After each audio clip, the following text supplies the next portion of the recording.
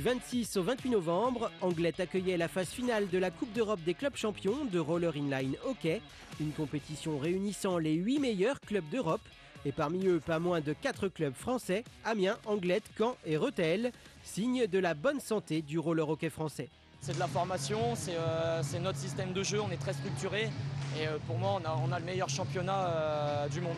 On a un championnat qui est très développé, qui fonctionne toute la saison. Beaucoup de pays démarrent leur championnat seulement au mois de mai, voire avril, ça dépend. Donc on sait que des joueurs étrangers trouvent de plus en plus attirant le championnat français parce que justement il y a un bon niveau, parce qu'il est régulier. Et là on arrive à un palier dans l'évolution de notre discipline, c'est que nos clubs, bien que très bien structurés, n'ont pas encore intégré un marketing suffisamment puissant pour pouvoir recruter ces joueurs étrangers qui eux rêveraient de venir jouer en France. Voilà, et c'est la prochaine étape. Une étape qui pourrait être franchie très rapidement tant l'évolution du roller hockey en France est importante.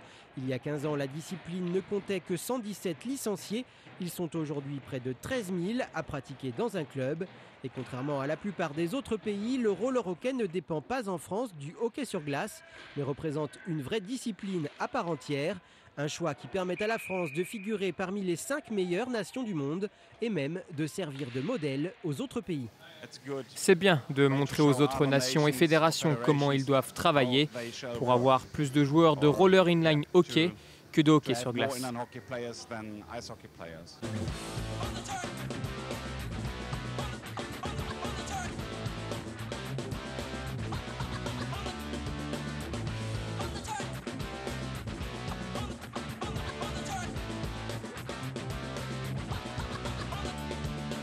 Créée en 2003, la Coupe d'Europe des clubs champions n'avait pourtant jusqu'à présent consacré que 2 clubs, les Italiens d'Asiago 3 fois et les Français de Rethel à 4 reprises. Mais en 2010, une page s'est tournée, les 2 clubs ont échoué en quart de finale. Pour Julien Thomas, le joueur français le plus titré, défenseur de Rethel, la déception est grande. J'arriverai même pas à dire ce qui nous a manqué, c'est de la cohésion, de l'envie, pas mal de choses comme ça, quoi. De leur côté, Caen et Amiens échouent également en quart. Seul Anglet parvient en finale pour défendre les couleurs de la France face aux favoris de la compétition, le club espagnol de Valladolid. Déjà finaliste en 2006, les Anglois, actuels champions de France, sont plus motivés que jamais. On a déjà eu la Coupe de France, le championnat de France. On veut vraiment la Coupe d'Europe, surtout que c'est à la maison, qu'il va y avoir une ambiance de feu. Devant, je pense, 1500-2000 personnes. Il n'y a pas moyen qu'on la lâche. Mais face à eux, les Espagnols ont sorti la grosse artillerie en recrutant plusieurs joueurs internationaux comme Itán Chavira et Junior Cadiz, 2 superstars américaines, sans doute le duo d'attaquants le plus explosif du moment. Anglet est une bonne équipe, je les respecte mais en même temps je suis venu pour gagner, donc je vais faire ce que j'ai à faire. Dès le coup d'envoi, le ton est donné, cette finale sera d'un très haut niveau. Les Anglois mènent rapidement et au bout d'un quart d'heure de jeu, ils dominent les Espagnols par 3-0. C'était sans compter sur quelques décisions discutables de l'arbitrage. En fin de première période, les Anglois subissent 3 infériorités numériques et prennent 3 buts. C'est donc sur un score nul que les 2 équipes rentrent au vestiaire.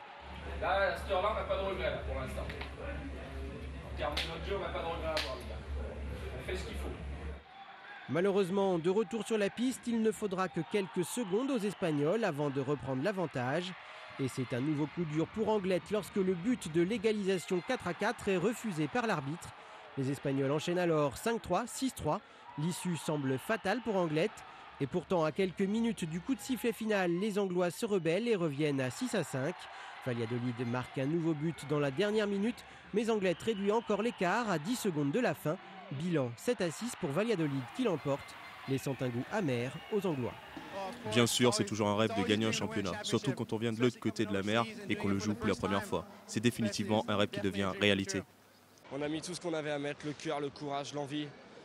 On a mouillé le maillot et c'est ce qu'on avait demandé et on avait dit à la fin du match qu'on ne voulait pas de regrets. Je pense qu'on peut dire qu'on n'a pas de regrets à avoir. On a fait ce qu'on devait faire.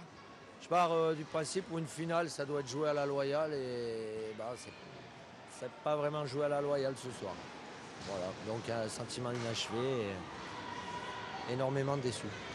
Anglet finit donc vice-champion d'Europe, mais peut se féliciter d'avoir signé une organisation sans faille.